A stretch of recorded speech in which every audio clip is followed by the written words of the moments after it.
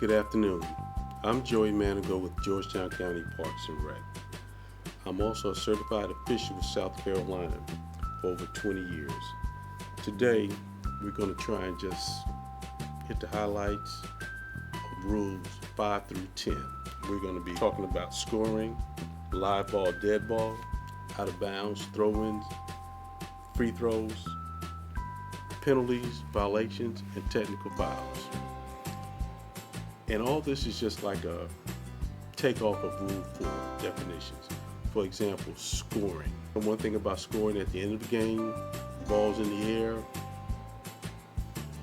the buzzer goes off, that's what we consider to be a live ball until the try is ended or the shot has ended. Those kinds of things. Just because the horn sounds does not necessarily mean that the play is over. And let me give you a different example why it's important to know when it's a live ball and it's a dead ball. Like we mentioned briefly in Rule 4, a dead ball, if something happens what we consider to be a dead ball, that's a technical foul. So it's important to know the difference between a live ball and a dead ball. Also, throw-ins. We also have to be careful when we try and throw in. And there's a foul that occurs or takes place when the individual that's trying to throw the ball in gets fouled. That's what we call an intentional foul. What that means, 2 shots in the ball. All these little things are very important when you're talking about a close game, a couple of seconds left in the game, those types of things. Now let's go back to control. Say for instance on the clock, we have what we call 0.3 left on the clock. And then there's a throw-in. On that throw-in, the only way the offense can score is what we consider to be a tap. At this point, you cannot catch it, then shoot. The only way that you can score, you have to tap it in. And if you happen to get fouled in that process, that's what we call in the act of shooting, which means if the shot goes in, 1, if it's missed, it's either 2 or 3, wherever the shot's taken from or the tap's taken from. Also, out of bounds.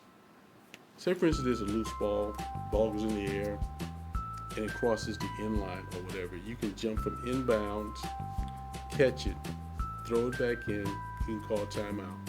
As long as you have control, those types of things. That's why it's important to know where the player started and where the player ends.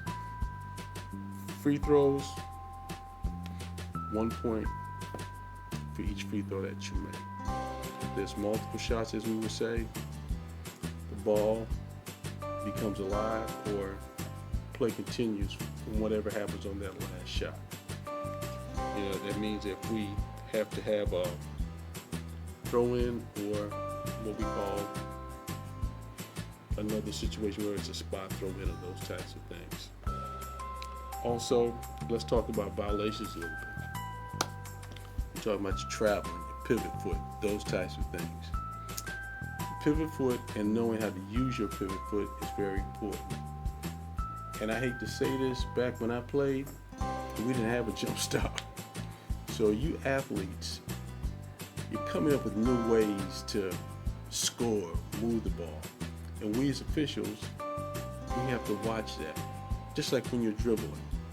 You dribble, it's a high dribble, goes above your head, that's not a carry, that's nothing.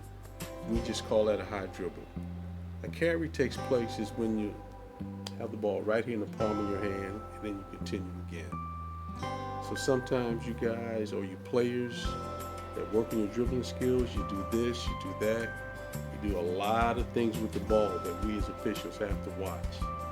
And I'm saying that in a good way because it shows that you're working on your craft, and we as officials have to do the same to keep up with you.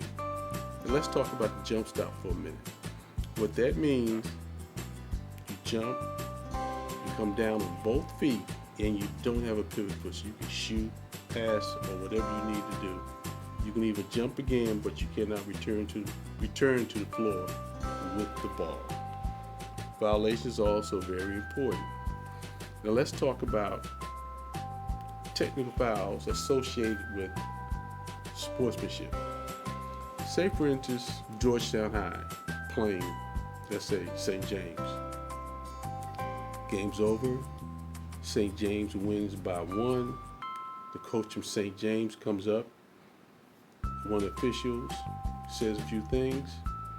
Oh no, it's a technical foul. St. James.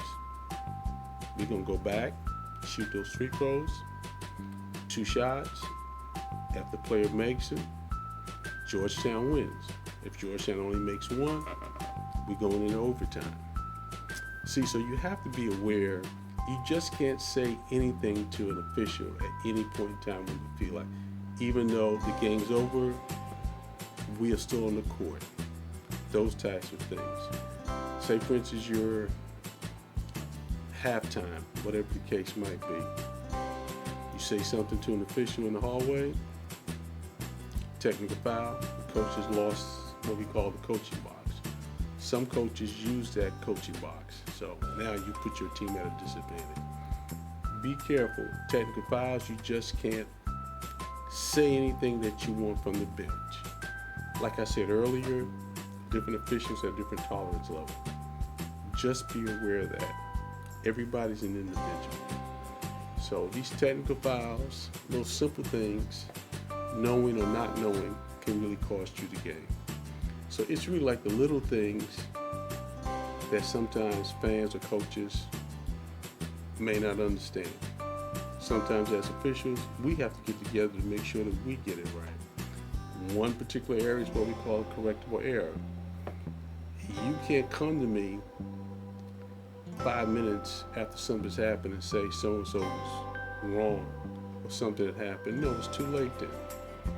I'm sorry, even if I gave the ball to the wrong player. Once the ball's in play or the throw-in's over, it's too late to correct it. And those are the little things that you have to be aware of as a player, coach, and a fan. Now, there's always going to be controversial calls, but if you always use good manners or try to maintain your composure, you get better results.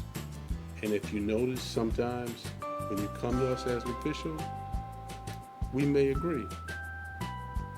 So don't think that we are above doing the right thing at the right time for the right reasons. And like I said, Google the rules. It's going to say basketball high school rules for 2020 or 2021. They're there. And if you have any questions, even a situation that may have happened, just contact us on Facebook. And once again, thank you and have a good day.